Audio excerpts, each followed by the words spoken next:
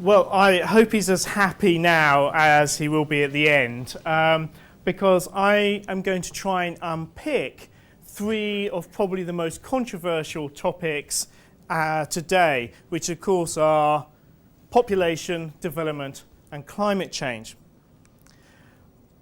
My view is that we have two major challenges for the 21st century. The first is climate change, and as you can see, everybody knows about climate change. Business Weekly, The Economist, Time Magazine, it is part of our popular view of the world now. Simpsons actually makes jokes about climate change. It's become that part of our society. But the second thing I think that we need to bear in mind in the 21st century is that we have to tackle global poverty. Now, this is why development is so important, and why many climate scientists who I'm friends with, I get annoyed with because they start looking 30, 40, 50 years into the future, and I turn around to them and say, 8 million children die needlessly every year. 800 million people go to bed feeling hungry every single night. And 1 billion people still do not have access to clean drinking water. And that's frightening. So that's now. And this is why development is so important if we're to lift this bottom billion people out of poverty. So, but we have this major problem. We have the three huge challenges. The first one, of course, population. According to the UN, officially, sometime in January or February, the 7th billionth person was actually born. Okay? We've had 2 billion extra people in the last 25 years. We have a stagnating world economy. We can't blame all of it on Greece or Spain. We have that economy that is slowing down. So there is not supposedly spare cash to deal with the extra population. And we also have climate change, where we've already had 3/4 of a degree warming in the last 100 years. And our ultimate aim should be to reduce human misery and to increase human health and happiness, which seems quite a straightforward thing to do. But John Bevington, who is currently the Chief Science Advisor for the UK government, he came up with this view called the perfect storm. He'd been in government for a couple of years, and he was looking at what the challenges were in the future. So the first challenge was energy. According to the International Energy Authority, by 2030, which is not that many years into the future, we will need globally, because of rapid development, an extra 50% in our energy production globally. Food, because of the extra people and lifting people out of poverty, we'll have to produce an extra 50% food by that time. And to actually supply the energy and food demands, water will increase. Demand will increase by 30% by 2030.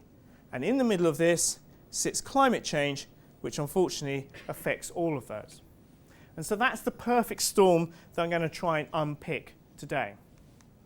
So, I'll let it go through. Right, the discussions on both population and climate change all elicit a very similar extreme viewpoints. There you are. Save the planet, kill yourself. Okay? I think that's rather extreme. I have to say, when I saw this, I wasn't sure which part of this actually really shocked me more, the actual slogan or that awful dress. But you know, it's just one of those things. I'm not really au fait with the style of the 70s. Right. So let's start with the population debate. Let's try and blow apart some of those huge myths. The first thing is that all societies go through the demographic transition. We have, and many societies are still going through it. So What is that? So if we think about a less developed country, or say perhaps our country before the Victorian Revolution, there's incredibly high mortality rate. So most children do not survive through to adulthood. And that is balanced by high fertility rates, 8, 9 children per woman of childbearing age. But that means your population remains very low. Then something amazing happens. In Victorian times, what happened was sanitation. Sanitation suddenly meant that the mortality rate decreased markedly. And this happens in many countries. And you see this across the world as we have vaccinations that actually have saved children's lives. So suddenly the actual mortality drops. But people are still having lots of children because society hasn't caught up with the fact that actually their children are all surviving. And this is where you get incredible increases in population, this high growth, because all the children, or nearly all the children, are surviving to adulthood.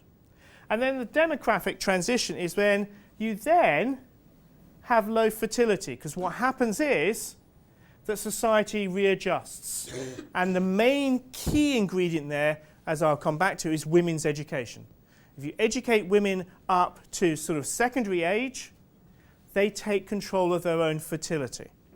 And then suddenly that fertility drops and you then have a low population growth. That's happened in this country, it's happened in many Western countries, and in many developing countries. And it's not anything to do with religion either, because actually Italy and Brazil both have reproduction rates lower than ours at this present time. So it's all culturally mediated. It's also, just to remove another myth, it's nothing to do with contraception. Contraception does help, but if you think about the demographic transition in the United Kingdom and Western Europe, it occurred during the Victorian times when there wasn't contraception, okay? Apart from Casanova, but we won't go into that. Right, so global distribution of population. I'm sorry, I'm a geographer, I have to put up a few maps. So this is just to show you, okay, China, India, Nigeria, Brazil, United States, and look at the United Kingdom. Huge. So just to give you the distorted view of the world if you did it just by population. So the UN population forecasts are very interesting to look at. And so what they say is, by the middle of the century, by 2050, we will hit 9 billion people. Okay, so that's an extra 2 billion people. But after that, their best prediction is that population will start to drop off and actually will get lower than 9 billion. So this idea that we have this runaway population growth that's going to take over the planet and suddenly we're going to run out of space to put people is a little bit naive, because we have a very good feeling of how that's going to develop. But one of the key problems is, to achieve this and to make sure this happens, family planning has to come back onto the agenda. The interesting thing is, it completely vanished when George Bush II took office, because he put the gag laws into place, which meant that the United States would not fund or support any United Nations program that had to do anything with family planning, purely because of the anti-abortion vote in the US. The first thing that Obama did in office was to remove that law and that gag law. But again, and this is because there have been many mistakes in the past, it is still a deeply sensitive agenda and discussion point. So if we have a look at the demographic transition, this is the percentage increase in the world population. And you can see it peaked at 2% increase in population per year during, the 1960s. Okay? And so everything was focused on those decades. That decade was when the world shifted seismically in the number of people on the planet. And we can see that coming down, actually, we're now probably by the end of this century going to be in negative terms, and the population of the planet will start to shrink again. So just looking at the population, there's a huge increase, there's the tailing off, and this is the best. Now, this upper one and this lower one are the UN saying if absolutely everything goes right or everything absolutely goes wrong, this is what could happen. So there are possibilities. However, these two are incredibly unlikely. So the idea that population is the topic that we should worry about on the planet is slightly unbalanced, and we should actually understand where we're going. But these are the two arguments that come up. How will we feed all these people? First question. And secondly, think how much carbon dioxide they're going to produce. This is terrible. So, perhaps it's wealth. Okay, so this is the graph of world GDP. It's exponential, the amount of growth in wealth, despite us feeling that we're in a global recession. I'll give you a fact. UK GDP in 2011 was $2.5 trillion dollars. So I'm curious, why do we all feel so poor? Okay, there's only 80 million of us in the UK. I reckon if we divided 80 million beautifully by that number, or that number by 80 million, I think we'd all be quite happy, wouldn't you? So the question is, why do we all feel poor when this country is still the 6th largest economy in the world, and that's how much money we generate every single year? I'll leave that question with you. Right. Again, I'm sorry. I am a geographer, so we have to have fancy maps. This one's population, and then you go money. Population, money. Ooh, I don't think there's a one-to-one relationship there.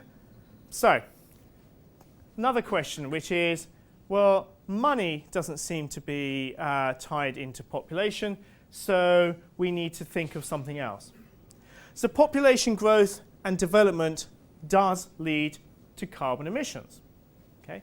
More people, more emissions, more development, more emissions. So how do we actually look at that and balance that out? So, bit of climate change, just in case there's a few climate change skeptics in the audience. This is the temperature curves for 1880 to 2010. Now, what you will see many times is only one of these curves put in a newspaper or shown on the news. Now, these are 4 curves produced by NASA, the Met Office, that's NOAA from the US, and the Japanese Meteorological Agency. Each of them has separately taken the same data from thermometers, from ship records, from around the world for the last 130 odd years, and then compiled them into a global data set. And as you can see, they're rather similar. You can see that actually they seem to agree quite a lot. You can see that there was a beautiful sunspot cycle on the 11-year cycle through there. But firstly, this is good because weight of evidence shows that this is something that is probably correct, but also it shows subtle differences. So, when last year, the year before last, they declared that 2010 was the warmest year on record, that's only true of 3 out of the 4 records. And the interesting thing is if you use the Met Office one, boo hiss, they still think that 1998 was the warmest year that they've ever recorded. Which is a bit of a cheat, because 1998 was an El Nino year, which we know is averagely about 1 degree warmer anyway per year. And so the skeptics use the Met Office going, look, it's getting colder. And everybody else uses these going, it's getting warmer. But it's this long data set you have to look at to see that climate change. And I've also put that up because I'm sure I'll get some questions on ClimateGate and a few things like that. So if we put this all together, so these are the long-term records of the last 1,000 years that go all the way back. That's the instrumental record I've just shown you. And these are the predictions for the future, which range from anything from about 1.5 up to about 4 degrees warming. The yellow one there is if I clicked my fingers in year 2000 and all emissions ceased, that's the warming we would still have occurred because of the slow system and the inertia within the climate system. Okay, so the way people actually look at population, they go, right, more people means more carbon. This is a really bad thing, end of the planet. Even Greenpeace aren't as extreme as us climate scientists. So CO2 equals people times services per person, energy per service, plus CO2 per unit energy. Easy. Except they forget that population is only one of those multipliers. And actually, the amount of energy that people use is highly variable across the world. So the number of services and the number of mobile phones and the amount of CO2 that each of you emit. So, if we were to save the planet, and the only thing that was agreed at Copenhagen was that politicians said we should keep the global temperature to below 2 degrees. They didn't tell us how. Now, at the moment, going forward, this is 1990, if we take this forward, this stabilisation curve, so we've just hit about 392 parts per million of CO2 in the atmosphere. Before the Industrial Revolution, it was only 280 parts per million. So we've already added about 110 parts per million. And the suggestion is, and the politicians like 550 because it seems to be doable, and possibly if everybody did everything right in the next 10 years, we might be able to do it. However, climate scientists know that if we do stabilise at 550, that will still mean that we only have a 10% chance of staying at 2 degrees or lower. Okay? So that's a wonderful political number which doesn't really help us. But look at the alternative. This is business as usual. And the interesting thing here, this is where the global politics comes in. Because the pink are the non-Annex 1. So these are the developing countries, the rapidly developing countries. Annex 1 is all the rich countries. So say, if I could wave my magic wand and suddenly overnight click, all the developed countries, all their CO2 stopped.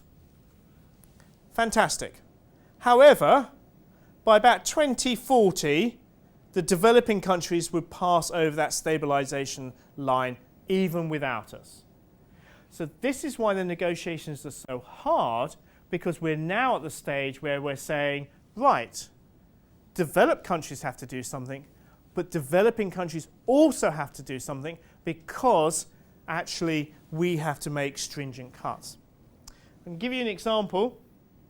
This is, United States, Russia, Japan, European Union, China, Brazil and India. Black is the current and the yellow is the projected by 2030. So as you can see, everybody in the US basically emits about 20 tons of carbon dioxide per year, compared with the European Union, about 9. Okay? So one American basically emits what 2 Europeans, which emits about the same as 10 Indians. Okay? So very interesting politics there. However, if you want to stick to that 550 ppm curve, if you want to save the planet, everybody has to get to 2 tons per year per person. That's there. So the interesting thing is, even by 2030, India still has some area to actually grow. Brazil has to reduce. China has a massive reduction. They'll have a worse reduction target than the European Union. And the United States and Russia, oh my word, that's going to be a bit of a shock to their cultural system. Okay? So again, when you hear people say, oh, we should just go green, we should just have renewable energy, they do not seem to realize the huge challenge facing us. The idea that you can take the United States from perhaps, let's hope we get down to 17 tons, and drop it by the middle of the century to 2 tons per person. Right. The other thing I want to point out is this map shows the amount of emissions that each country has produced in total. So if we take all that extra CO2 in the atmosphere, whose fault is it? Oh, well, 30% of it is United States. Bad people. 27% is Europe, and China, the developed world, 12%. Japan is 3%. The UK, feeling very good about itself, actually is about 3.5%, same as Japan. Okay, so we can't really feel particularly good about it. And even when people say, but now, we only produce 2% of the world's emissions. Yes, that's because we've exported all our heavy industry to other countries, sorry, not other countries, other country, China, and therefore they're producing all the pollution for us. And I have to say, I did this with a school group, and I said, right, okay, I'm going to challenge you. Find something on you or in this classroom made in Britain. And they all went, struggled. Absolutely. So one lad turned around and went, "Aye, sir, yeah, I know." I was like, right, okay, well, go for it. What have you got? Me. And I went, oh. You always get one, don't you? And we had one here, by the way. He was pointing to himself. So yes, don't worry. I've been caught out like that before. Right. So, oh, just a sidestep. I apologise. I thought you might like to look at this. So, did the financial crisis help us? Because, interestingly enough, when the economy of Russia collapsed, their CO2 production collapsed as well. Yes. Right. However, 1990. This is energy emissions. This is purely energy emissions. Blah blah blah. Here we are. That's the financial crisis. That's here. And actually, we're now back onto the curve. So in terms of emissions, yes, emissions slowed down during the financial crisis, but we're back on track.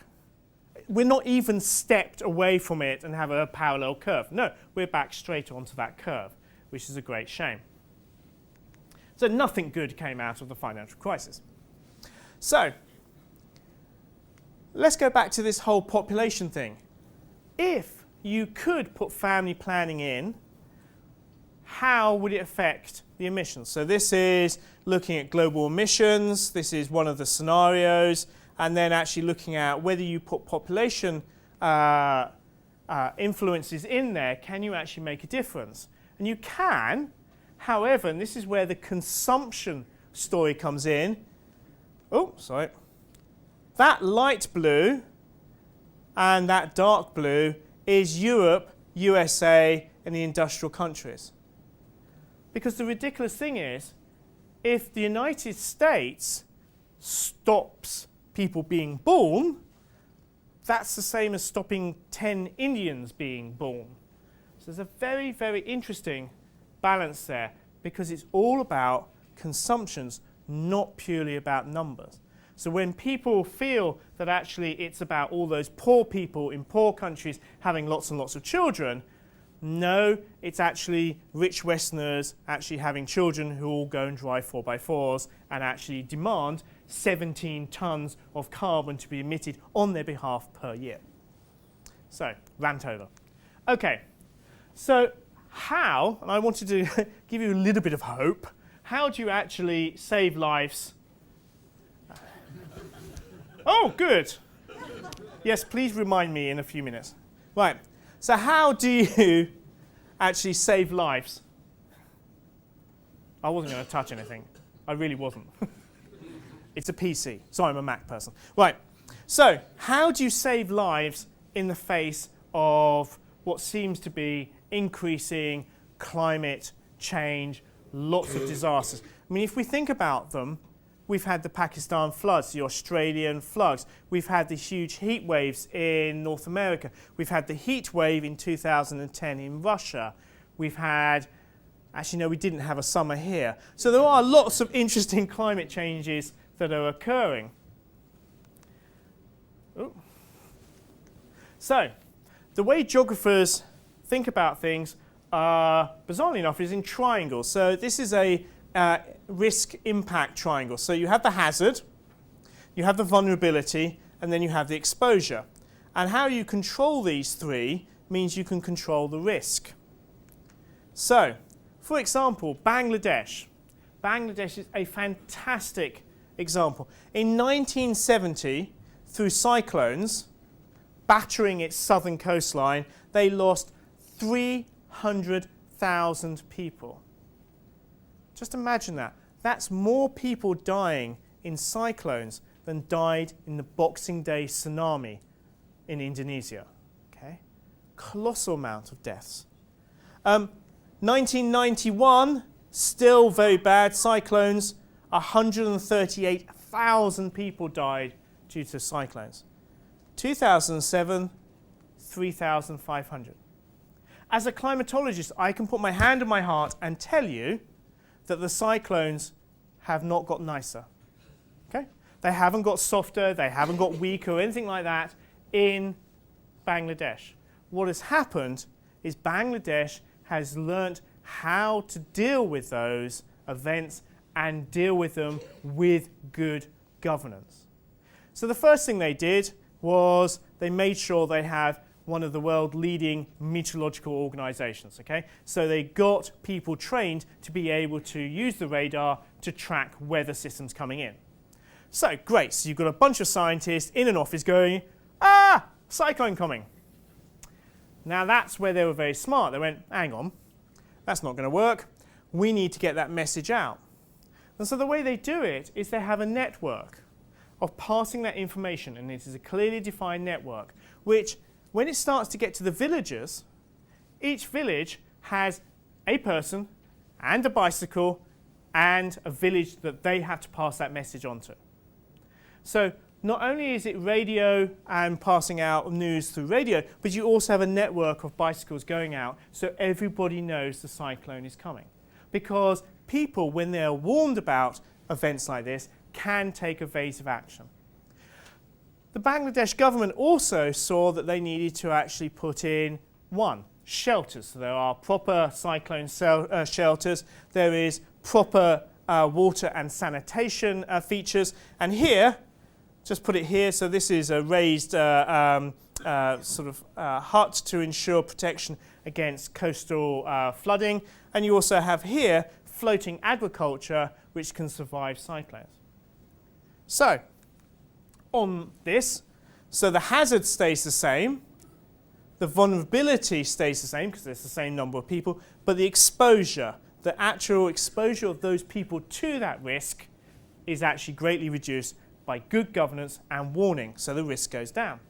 An amazing, absolute amazing opportunity. If you think, so I'm going to be slightly sarcastic here, even though I know it's going to be videoed.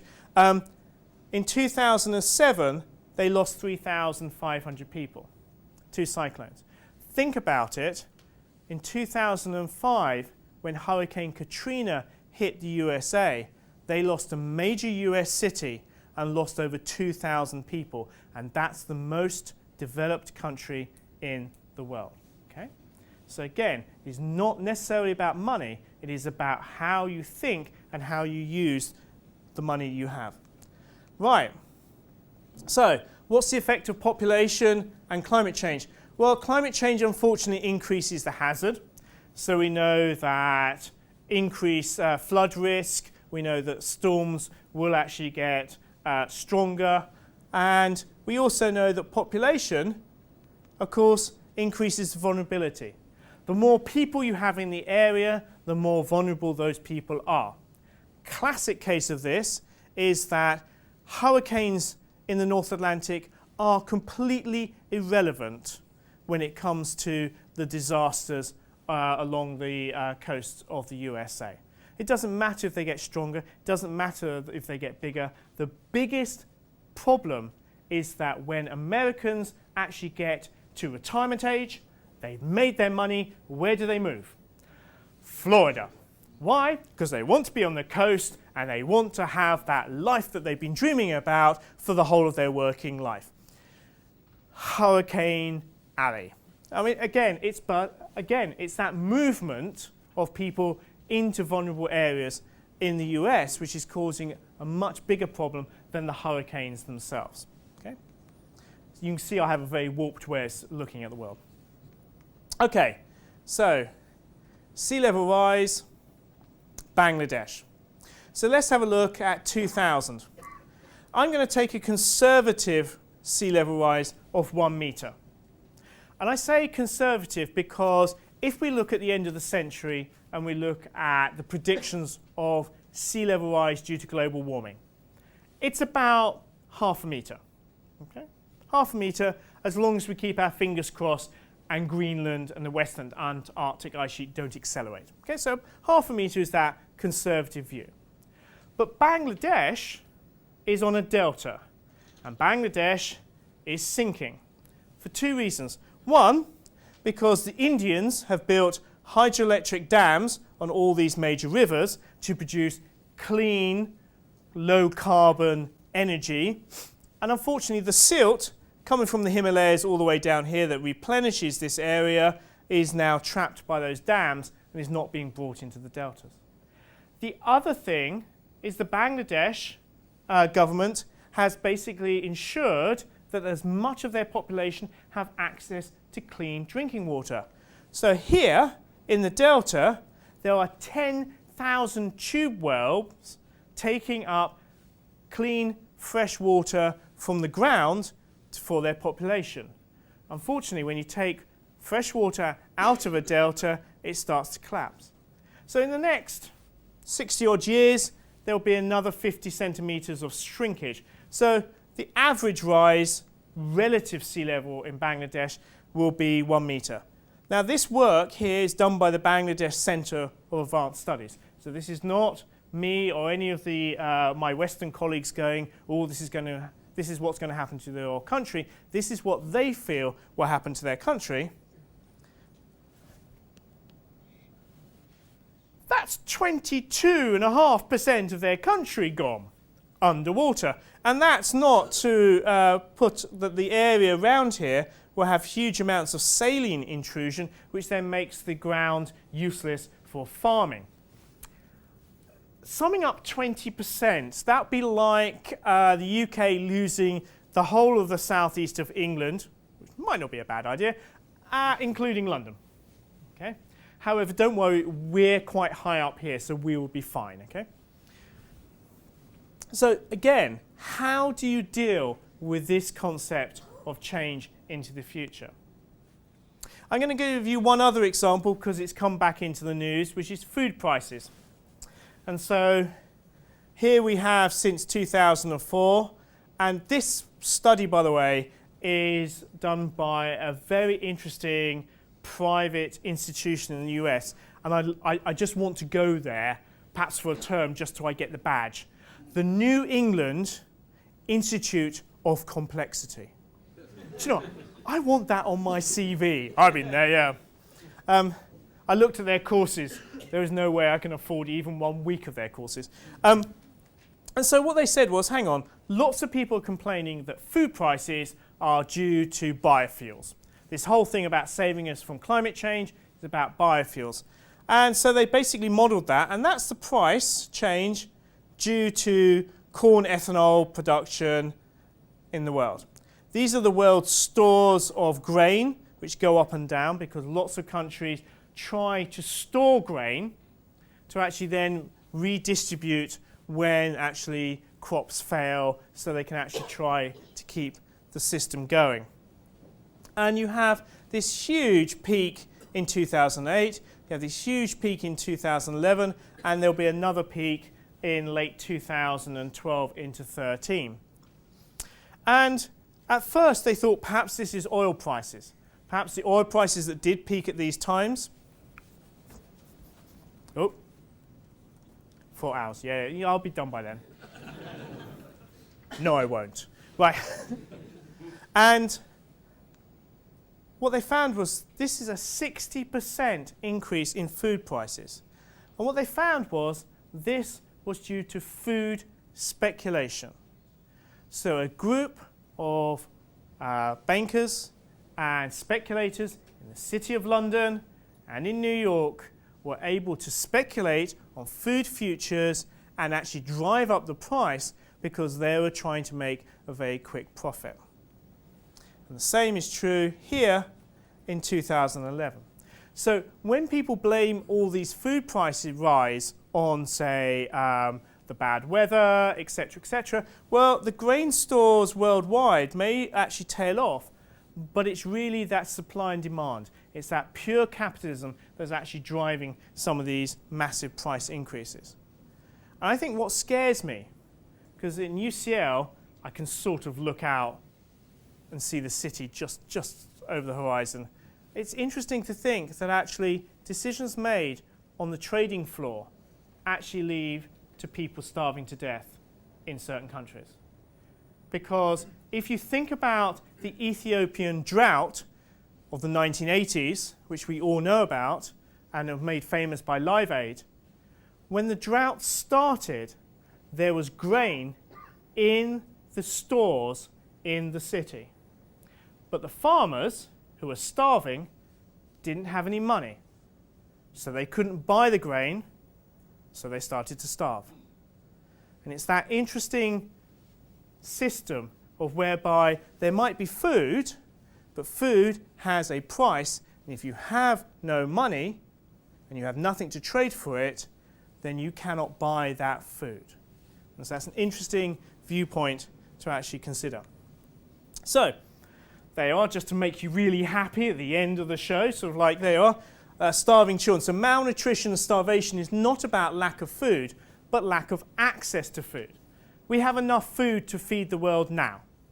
It's just not in the right places, and actually it's really in certain places and not in others. So we grow enough food to feed the world. And we know that it will be easy enough to grow enough food for 9 billion people. Okay? If we industrialized the farming in Africa as we have done in this country, we would need to use 1/10 of the amount of land, as they use in Africa now, to produce the same weight of grain, and we would have to use 1/20 of the land to produce the same amount of weight of meat. So the Industrial Revolution wasn't just about production of items, it is also very clearly about agriculture. However, what about the speculators? And we'll leave that for discussion. So climate change and population growth increases hazards and vulnerability. So there you are. Climate change, I love this. It's a classic Greenpeace image of the burning earth. Okay? It's not the end of the earth, it's just really bad for us. Population can be mitigated, and I love this, sharing. There you are. But basically through good governance. If we change the structures, both internationally and nationally, then there is enough resources, they can be shared out, and it's about how we actually put that system of governance in place. So, I apologise for this. This is my daughter from one of her school projects, the background for her carbon footprint, so I stole it. So firstly, population growth is not the elephant in the room. It used to be that I go to conferences, talk about climate change, and people go, yeah, but it's all about population. Well, yes and no. There is important ideas about equity and resources with population, but it is not the driving force of climate change at this moment. Overconsumption is much more important than population at this moment in time with global warming. Okay? So we can't blame it on future generations that haven't yet been born. Universal access to family planning not only helps regions to undergo that demographic transition I talked about, but also fulfills the basic human right for women to choose. Okay? We sometimes forget that we live in a very enlightened country. We might not think of that all the time, not when you've got Boris laughing on the TV, but we are. Okay? But in many countries, women do not have the right to choose. Reducing the carbon emission produces win-win solutions. This is what I've never understood. Even when talking to government, they get it because it ranges from health benefits. The doctors love climate change. I've done wonderful work with them with papers on the Lancet. They love climate change because guess what? If you use your cars less and you actually walk more and you use the bicycles more, less heart disease, tick. If you suddenly decide that actually you should eat less meat because of course vegetables are better for the carbon emissions, etc., guess what? Less liver disease, less colon cancer. The doctors are just going, climate change, yes, yes, yes, yes, yes, yes, excellent. the EU has calculated that if they can shift everybody to a low carbon lifestyle, they would probably save more in the health benefits than the cost of actually going for a low carbon economy in the first place. That shows us, one, how cheap a low carbon economy is and how expensive healthcare is in Europe. Right. Good governance, both regionally and internationally, is essential to protect people. Okay? For example, you want to be able to protect your population from food spikes to climate disasters. And actually, there is no fundamental reason why we need to abuse the natural resources that we have available. It's just about consumption, our need for ever increasing flashy items, etc. And if you don't believe me, I do this with sixth formers.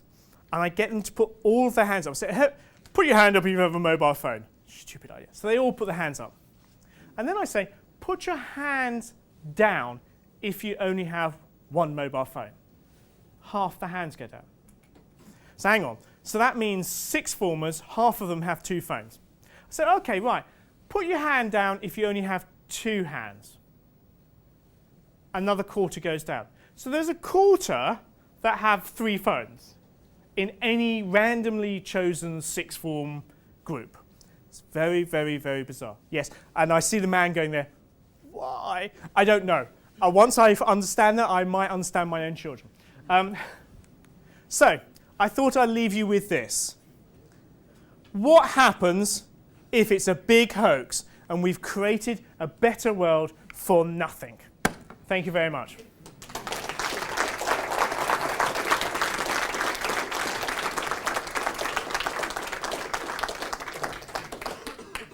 Right, well, thank you very much, Mark. That was, I'm sure you'll agree, incredibly enlightening and has posed some questions that certainly give us all some food for thought. So we'll take a few questions in here, and then I think we'll ask if we can filter out into the foyer and mingle with Mark directly. But are there any questions? Mike? I'd like to postulate that the consumer economy might collapse if we manage to control it. Could I just repeat the question for everyone? The question was, he'd like to postulate... I would like to postulate that the consumer economy as we know it might collapse if we manage to control overconsumption. The consumer economy as we know it would collapse with the increase of consumer consumption. If we reduce consumer consumption. Sorry. Right. I have an interesting view on that because if you look at different countries and their consumer patterns, they are very different. And it doesn't matter if you're developed or less developed, actually there is a cultural element to it. And one of the interesting correlations is the difference between the poor and the wealthiest in your country and how pulled out and stretched your social division is actually drives that consumerism. And so Danny Dorling, who's a colleague of mine at Sheffield, has looked at the UK, and you might be interested to know that from the Second World War until 1979, the actual gap between the rich and poor shrunk every single year. From 1980, bizarre that, I have no idea what the correlation is there. From 1980 onwards until today, that gap has got bigger to the point that we now have the same wealth gap as we had before the First World War. And he argues that actually the consumer culture and the debt culture is because if you have two people who feel that they're peers and one slightly gets a job, gets a promotion at work, suddenly they start to pull away. And that other person to keep up, this classic keeping up with the Joneses, is about actually putting yourself into debt to try and keep up with your neighbours and your peers. Because I look at my parents and I am so much wealthier than my parents, but I'm in about the same social level. I'm not sure I'm any happier. So yes, so there's some interesting ideas about how you just trying to stop people buying things is not the cure. It's how do you cure people's desire to need to have that consumerism, and why do they need it? And it's about social quality and feeling that they are the same as everybody else. And it doesn't matter about the Beckhams. It's about the people that you engage with. Gentleman at the back. In your graphs, you show that there's a very high level of consumption in the developed world, like the US, and there's a low level of consumption in the developing world, like the EU. And the implication would be, as the developing world develops, its consumption is going to go up. That would seem to be a valid aspiration for people who are in the developing world. Is there a correlation between the consumption, sea consumption, and its carbon footprint? So can you have a society that has a high level of consumption, but that consumption is of low carbon items like video games or things that basically aren't polluting? Can we actually promote that in future societies? Is that Right. So the question is, to paraphrase it, is does development lead to the same amount of carbon emissions? And so those countries such as India and China who are developing are going to actually come up to the same level and therefore produce the same amount of pollution as us. Is that roughly right? Yeah, or can they actually increase their consumption and not reach the same level of carbon? Right. I'm going to answer this in a slightly odd way. The interesting thing is the US get very critical about China because they would like to actually talk about carbon efficiency. So even though they are actually producing 17 or 18 tons of carbon per person per year, they're producing for that pollution 4 times the amount of energy as China is. So China is producing all this pollution, but is only a quarter as efficient as the US. And so they argue that if China actually increased their efficiency like the US had done, then they would drop their emissions. So again, actually, the way you have energy and you produce energy can be very, very different between countries. And there is no reason why you need to rely on natural gas, coal or oil to actually produce your fundamental energy. So I would argue yes, and the interesting thing is they are building the infrastructure now. So the great thing about this 50% increase in energy over the next, hang on, let's work this out, 18 years, is all of that has to be built now and in the next 18 years. So you don't have to, you can actually turn around and say, why are you building coal-fired power stations and relying on coal from Nigeria? Why do you not actually use your hydroelectric? Why do you not use wind, solar, etc., etc.? So I think it's then shifting the classic view of how you produce energy. I also worry that countries do not get this idea about energy security. So we, at the moment, are completely beholden to Russian gas. whereas we could be beholden to Scottish wind. Okay. Don't you think it's a little bit naive to say that it will all be okay if we just sort of distributed everything equally? Somebody once said about socialism in Maslin, there's a nice theory, long species. And I think that it sort of applies to this as well, because recently, just as an example, in the Daily Telegraph, there were people writing in discussing public welfare because they had been forced to adopt non-incandescent light bulbs, and the outrage was almost as if they were sacrificing their firstborn.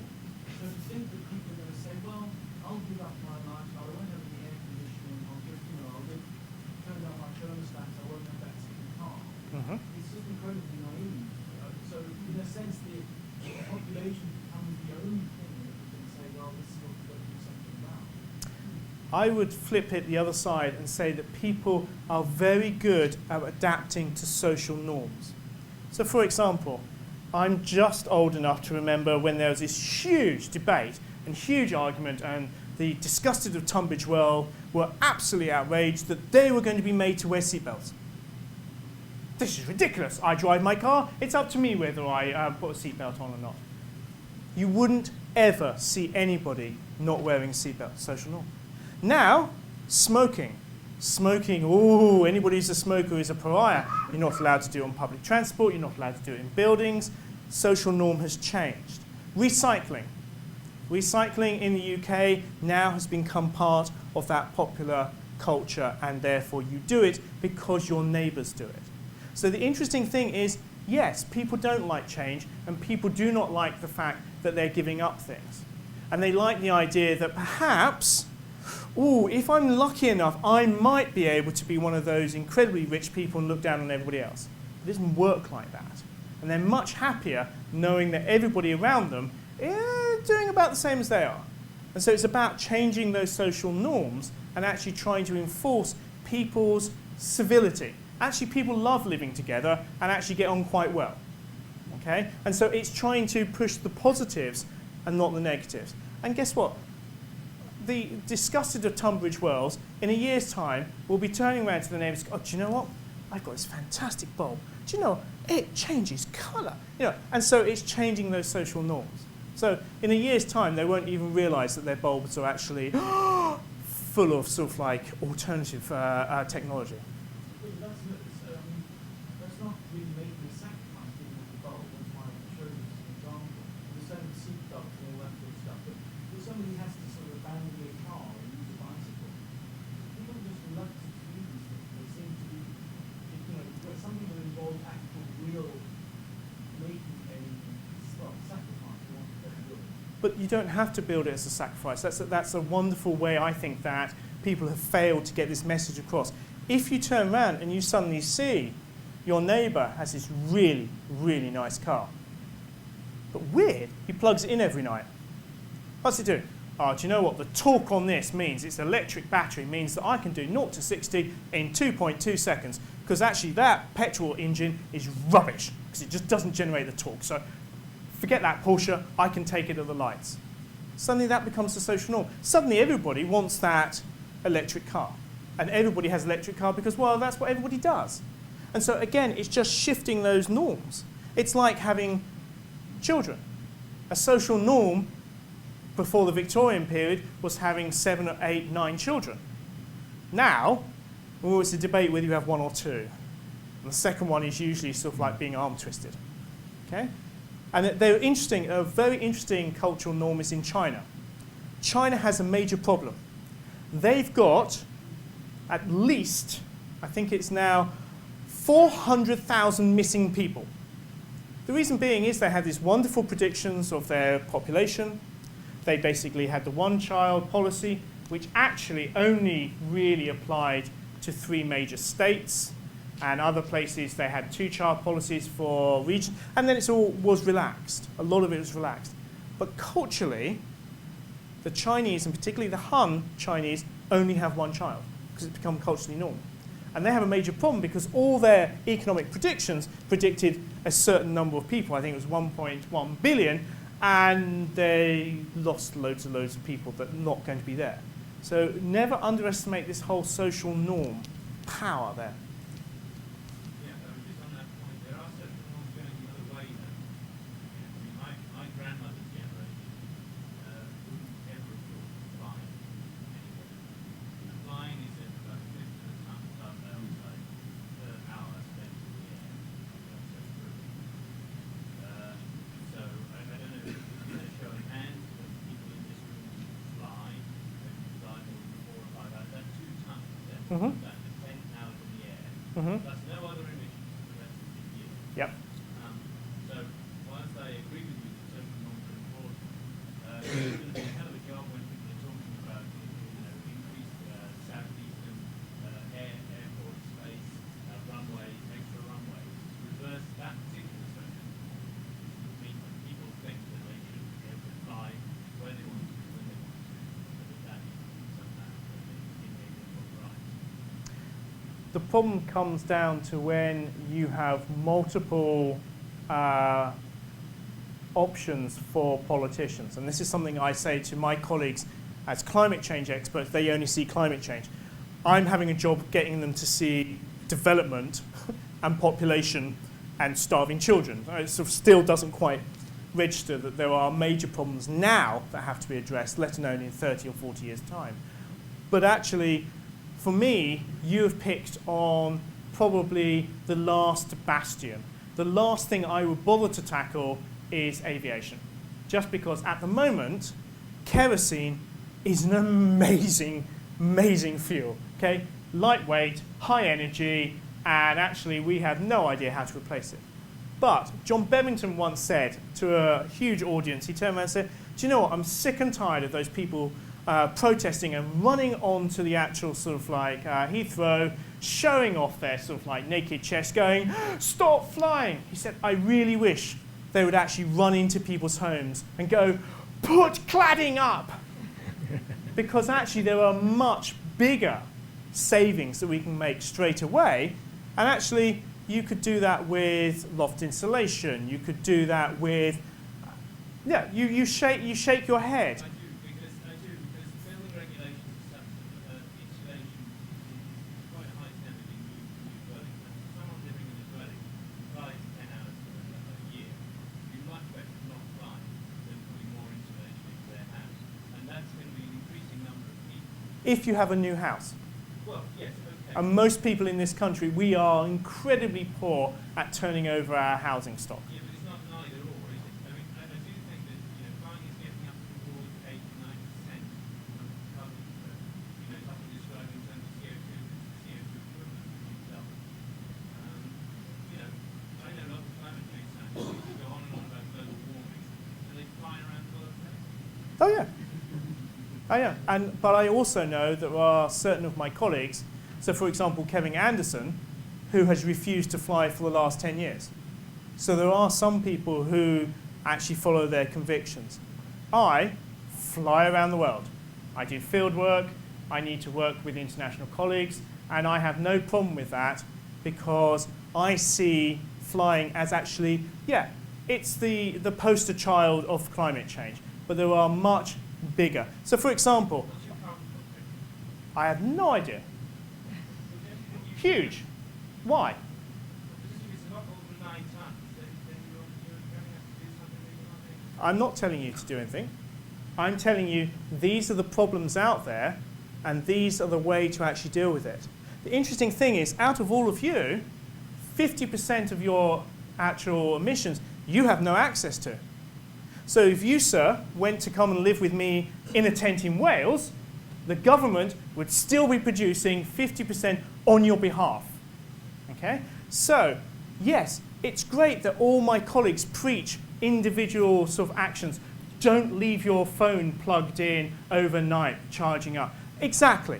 All these sort of things, whereby a change in government policy about subsidising particular renewals against carbon fuels has a huge difference. And before anybody talks about you can't subsidise fuel, the one thing that the governments in the 1970s did was they subsidised and gave huge tax breaks to North Sea oil. The reason being is because the oil companies went, really, you want us to put rigs in the North Sea where there are conditions like hurricanes for 3 months of the year? Yeah. Interestingly enough, they've done it. Technology is brilliant. We've never lost a rig to a natural disaster, ever. Unlike the Gulf of Mexico, they lost about 120 in the last 50 years. Okay? However, huge tax breaks, astronomical tax breaks, because it was good for UK PLC. And then we have the chattering classes of Tunbridge Wells, which I feel is a really demeaned place, unfortunately, because of its propensity to write to the FT and the Telegraph. Actually, no, the Telegraph isn't enough. It has to be the Telegraph. Because how can you subsidise that? Governments can subsidise anything they like if it's good for the country. There was a question over there, wasn't there?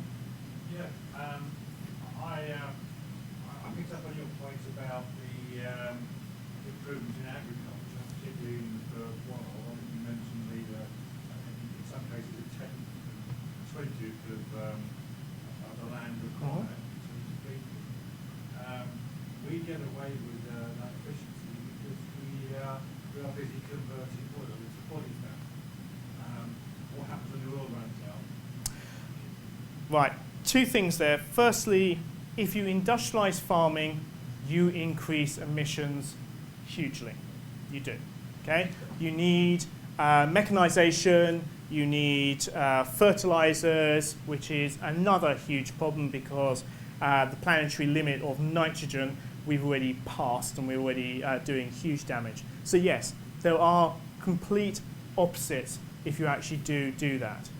The interesting thing is the Green Revolution in India and in Southeast Asia and parts of South America worked beautifully because they were focused on small holdings and actually getting them to be more productive.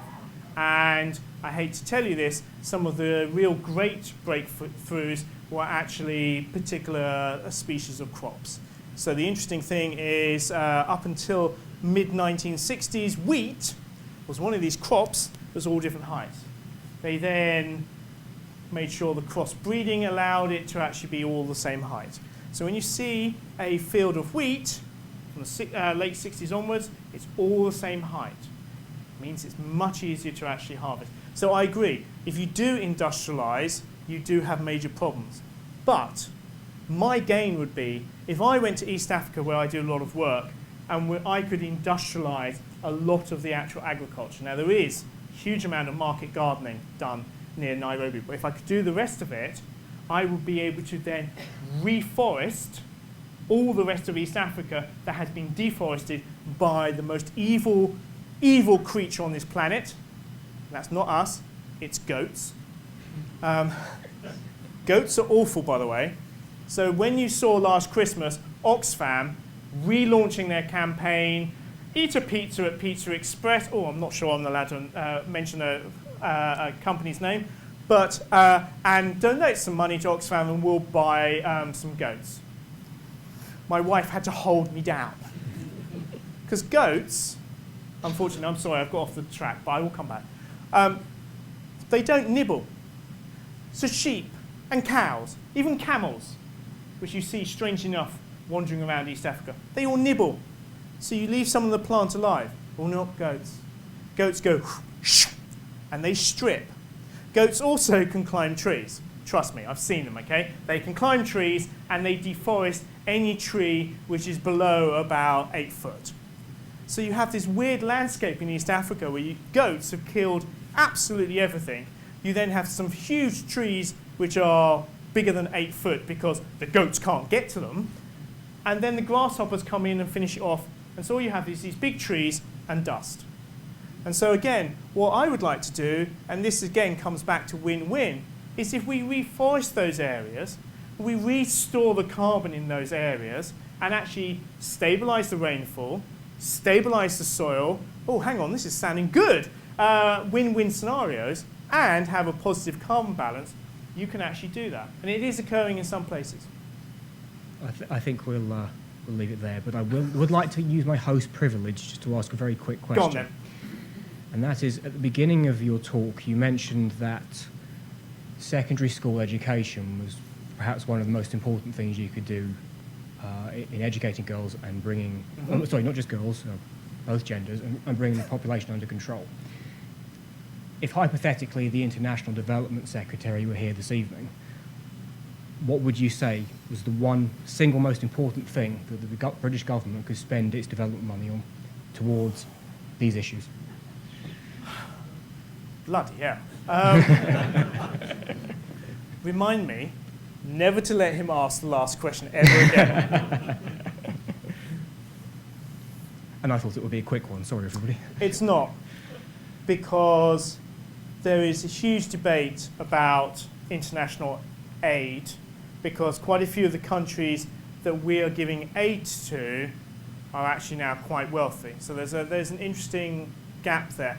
I have to say, for me, what I would do is focus the international aid on those family planning programs, those programs that engage the locals to allow them to build their own programs.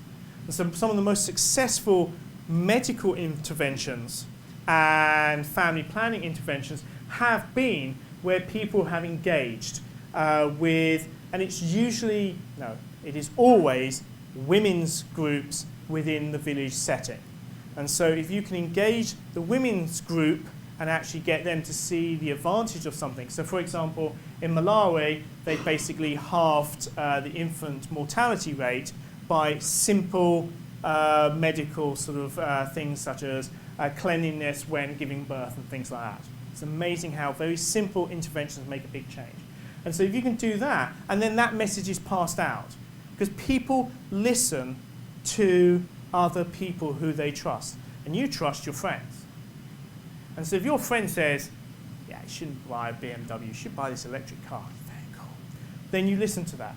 The same with somebody who says, no, you really shouldn't give birth that way. Actually, if you give birth this way, that really works. So that's the way to do it. It's that small intervention that allows things to grow. It is not, you can come and buy British products and basically build a nice factory here. Okay, well, I think we'll leave it there, but if anybody has any other questions, I encourage you to ask them at Mark in the lobby where drinks should still be available. So I'll just a quick plug for our next event, which is on the 15th of November. It's at Asteria in Hemel Hempstead, and it is entitled, Is Information Security Really Hard?